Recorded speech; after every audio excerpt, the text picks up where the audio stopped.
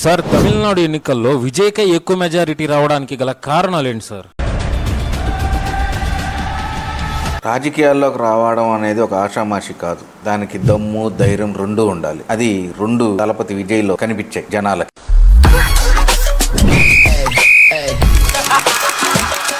కేవలం 2 సంవత్సరాలలో పార్టీ పెట్టిన వ్యక్తి ఈ రోజు అన్ని సీట్లు సంపాదించాడనంటే అతన్ని నమ్మారు జనాలు. వచ్చిన వాళ్ళే సీఎం గా ఉండడం, అన్నా డిఎంకే గాని డిఎంకే వాళ్ళు గాని వాళ్ళిద్దరితోనే పొత్తులతో ఉన్నారు తమిళనాడు ప్రభుత్వాన్ని. విసిగిపోయిన వ్యక్తికి ఒక కొత్త వ్యక్తి రావాలనే ఆలోచనలో కూడా జనాలు ఆలోచించుకున్నారు. అలాంటి వ్యక్తి విజయ్ రావడంతో తమిళనాడులో ఒక ఊపందుకున్నారు.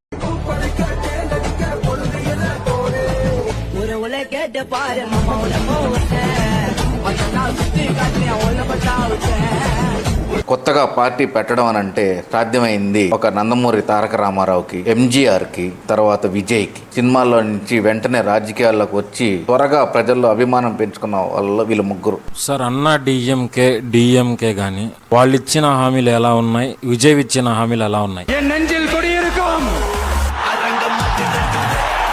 అన్నా డిఎంకే ఇచ్చిన హామీల కన్నా కూడా మొట్టమొదట తమిళనాడు ప్రజలు వ్యక్తిని నమ్మారు. అతను నేను వాళ్ళిద్దరితో పొత్తు పెట్టుకోను, ఏకంగా ఒంటరిగా పోరాడతాను అన్న విషయంపై క్లారిటీగా పూర్తిగా వివరించాడు. వాళ్ళు ఉన్న పరిపాలనలో దౌర్జన్యాలు, గలాటాలు, హత్యలు, మానభంగాలు ఎక్కువ జరిగినా కూడా పెద్దగా స్పందించలేదు. అలాంటివి చూసి విసిగిపోయిన విజయ్ రాజకీయాల్లోకి రావాలనుకున్నాడు. ఈ రోజు ఏకగ్రీవంగా ఓట్లు సంపాదించుకున్నాడు.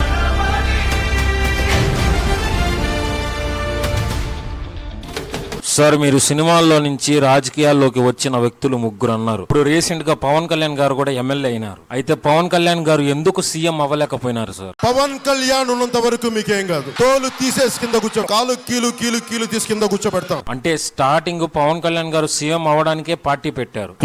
ఎందుకు చంద్రబాబు నాయుడు గారితో కలవాల్సి వచ్చింది? 2 తేడాలు ఉన్నాయి. సీఎం అయ్యేదానికి, సీఎం కాకుండా పోయేదానికి, పార్టీ పెట్టడానికి, పార్టీలో ఓట్లు రావాలనేది అరుదైన విషయం. 12 సంవత్సరాలు అయింది జనసేన పార్టీ పెట్టి. ఫస్ట్ లో కొన్ని సీట్లే వచ్చాయి. ఆ తర్వాత ఇప్పుడు ఎక్కడైతే నిలబడ్డారో అక్కడికి అన్ని కైవసం చేసుకున్నారు. కానీ విజయ్ అలా కాదు. 2 సంవత్సరాలు 2 నెలలే పార్టీ పెట్టి అంత త్వరగా ఊపందుకున్న విజయ్ ఎంత బాగా కష్టపడి ఉంటాడో, కష్టపడ్డా లేకుంటే ప్రజలు ఇష్టపడ్డారా అనే క్లారిటీ మనకు పూర్తిగా అర్థమవుతుంది. ప్రజలు ఇష్టపడే విజయ్ ని ఎంచుకున్నారు. సార్, విజయ్ సీఎం అయితే ఎలా రూల్ చేయబోతున్నాడు? పథకాల విషయం పక్కన పెట్టినా నిర్మోహమాటంగా ప్రతి ఒక్క దాన్ని చెప్పింది చేసుకుంటూ పోతాడు. అతను ఏదైతే ప్రచారంలో హామీలు ఇచ్చాడు అలాంటివి నిర్మోహమాటం లేకుండా చేసుకొని పోతారు ఎవరైనా సరే ఫస్ట్ లో. కానీ కొన్ని రోజులు వేసి చూడాల్సిందే. వచ్చిన వాళ్ళు అదే నిజాయితీతో ఉంటారా? రాజకీయము అంత సామాన్యంగా ఎవరికి అంతు పట్టదు. ఒక ఊసర వెల్లిలాగా ఉంటుంది. రంగులు మారుతానే ఉంటారు. సార్, అన్న డిఎంకే గెలుస్తాడా లేదా డిఎంకే గెలుస్తాడా లేదా విజయ్ గెలుస్తాడా?